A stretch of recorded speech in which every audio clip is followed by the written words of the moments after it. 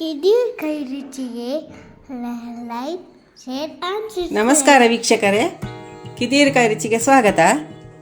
ನಾವು ಇಂದು ಆರೋಗ್ಯಕರವಾದ ಚಕ್ರಮುನಿ ಸೊಪ್ಪು ಅಂತ ಹೇಳ್ತೇವೆ, ಟಾನಿಕ್ ಸೊಪ್ಪು, ಅದರದೊಂದು ಚಟ್ನಿ ಮಾಡುವ. ಅದಕ್ಕೆ ಬೇಕಾಗಿರೋ ಸಾಮಗ್ರಿ ಇದು ಚಕ್ರಮುನಿ ಸೊಪ್ಪು. ಅಂದರೆ ನಾವು ಇದಕ್ಕೆ ವಿಟಮಿನ್ ಕ್ಯಾಲ್ಸಿಯಂ ಸೊಪ್ಪು ಅಂತ ಕರಿತೇವೆ. ತುಂಬ ಆರೋಗ್ಯಕರವಾದ ಈ ಸೊಪ್ಪು. ಅದಕ್ಕೆ ನಾವು ಬಾಳೆಕಾಯಿ ಇದ್ದರೆ ಮನೆಯಲ್ಲಿ ಅದರ ಹುಳಿ ಎಲ್ಲ ಮಾಡಿರ್ತೇವಲ್ಲ, ಅದರದ್ದು ಸಿಪ್ಪೆ ಅದನ್ನು ಬಿಸಾಡೋ ಬದಲು ಇದಕ್ಕೆ ಹಾಕಿ ಒಂದು ಚಟ್ನಿ ಮಾಡುವ. ಇದು ಬಾಳೆ ಹೂವು, ಅದು ಹೀಗೆ ಅರಳ್ತದಲ್ಲ ಗೊನೆಯಲ್ಲಿ, ಅದರ ಹೂವು, ಇದು ಕೂಡ ತುಂಬ ಆರೋಗ್ಯಕ್ಕೆ ತುಂಬ ಒಳ್ಳೆಯದು. ಆಮೇಲೆ ಅದಕ್ಕೆ ಹಸಿ ತೆಂಗಿನಕಾಯಿ, ಸ್ವಲ್ಪ ಬಿಳಿ ಉದ್ದಿನಬೇಳೆ, ಖಾರಕ್ಕೆ ಅನುಸಾರ ನಾನು 4 ಬ್ಯಾಡಗಿ ಮೆಣಸು ತಗೊಂಡಿದ್ದೇನೆ. ಬ್ಯಾಡಗಿ ಮೆಣಸು ಮತ್ತು ಹಸಿ ಮೆಣಸು ಕೂಡ ಹಾಕ್ಕೊಳ್ಬೋದು ಬೇಯುವಾಗ. ಸ್ವಲ್ಪ ಹುಳಿ, ಸ್ವಲ್ಪ ಬೆಲ್ಲ ರುಚಿಗೆ, ಇಂಗು, ಉಪ್ಪು, ಮತ್ತು ಒಗ್ಗರಣೆಗೆ ಎಣ್ಣೆ, ಸಾಸಿವೆ, ಮೆಣಸು ಮತ್ತು ಕರಿಬೇವಿನ ಸೊಪ್ಪು. ಈಗ ಚಟ್ನಿ ಮಾಡಲು ಮೊದಲು ಉದ್ದಿನಬೇಳೆ ಮತ್ತು ಮೆಣಸನ್ನು ಹುರಿದುಕೊಳ್ಳುವ. ಸ್ವಲ್ಪ ಎಣ್ಣೆ ಹಾಕಿ, 1 ಚಮಚ ಎಣ್ಣೆ,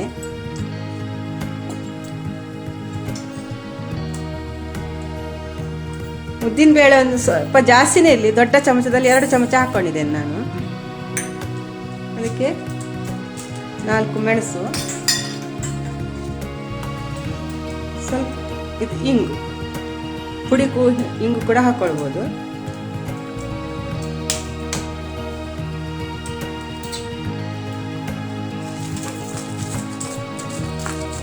ಇದು ಕೆಂಪು ಕಲರ್ ಬರೋ ತನಕ ಉದ್ದಿನ ಬೇಳೆಯನ್ನು ಹುರಿದುಕೊಳ್ಬೇಕು. ಇಷ್ಟು ಕೆಂಪು ಈ ಥರ ಹುರಿಬೇಕು. ಈಗ ಸ್ವಲ್ಪ ಕರಿಬೇವಿನ ಎಲೆ ಹಾಕ್ಕೊಂಡು ಕೆಳಗಿಡ್ತೇನೆ, ಸಾಕಿನ್ನು ನೋಡಿ. ಈ ಥರ ಕೆಂಪಗೆ ಹುರಿದುಕೊಂಡು ಬಾಣಲೆಯಲ್ಲಿ ಇಡ್ತೇನೆ.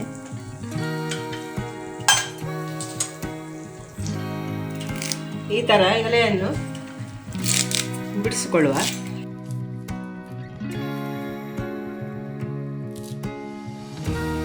ಈ ಥರ ಎಲೆಯನ್ನು ಬೇರ್ಪಡಿಸಬೇಕು. ಇದು ಎಲೆ ಮಾತ್ರ ಉಪಯೋಗಕ್ಕೆ ಬರ್ತದೆ.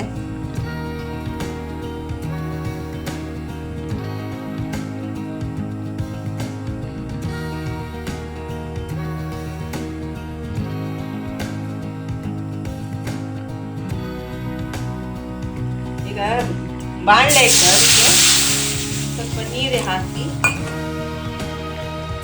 ಇದನ್ನು ಬೇಯಲಿಕ್ಕೆ ಇಡುವ.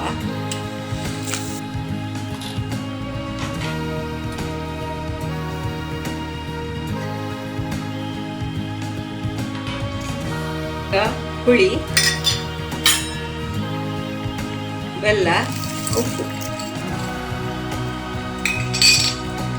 ಇಷ್ಟನ್ನು ಹಾಕಿ ಒಂದು 10 ನಿಮಿಷ ಬೇಯಲಿ. ಇದೆಲ್ಲ ಬಿಸಿ ಆರಿದೆ. ಈಗ ಮಿಕ್ಸರ್ ಜಾರಿಗೆ ಹಾಕೊಳ್ಳುವ. ಈಗ ಇದನ್ನು ಕೂಡ ಇದಕ್ಕೆ ರುಬ್ಲಿಕ್ಕೆ ಹಾಕುವ. ಈಗ ಹುರಿದಿಟ್ಟುಕೊಂಡ ಮೆಣಸು ಮತ್ತು ಉದ್ದಿನ ಬೇಳೆಯನ್ನು ಇದಕ್ಕೆ ಹಾಕ್ತೇನೆ.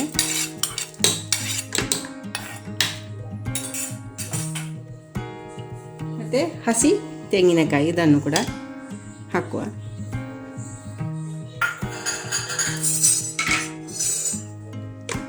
ಇದನ್ನು ರುಬ್ಕೊಂಡು ಬರ್ತೇನೆ ನೋಡಿ. ಈಗ ಚಟ್ನಿ ಅದು ಕೂಡ ರುಬ್ಬಿಕೊಂಡು ಬಂದಿದ್ದೇನೆ.